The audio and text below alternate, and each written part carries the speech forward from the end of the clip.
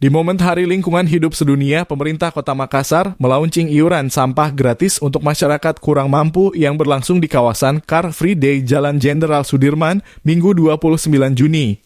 Kebijakan program tarif iuran sampah gratis bagi warga kurang mampu ini diatur dalam peraturan wali kota atau perwali terbaru yang akan mulai berlaku pada Juli 2025 mendatang.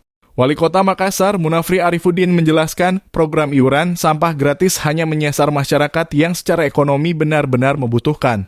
Rumah-rumah penerima manfaat akan diberikan stiker dan barcode sebagai penanda resmi agar petugas kebersihan tidak lagi menarik retribusi.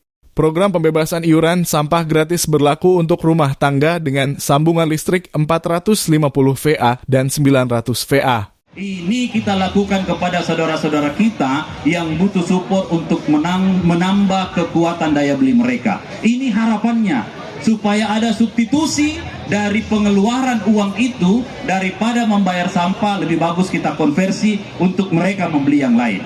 Dan ini akan kita launching, akan ada stiker dan barcode yang ada di rumah masing-masing, supaya petugas yang datang melihat itu tidak lagi memberikan tagihan kepada mereka.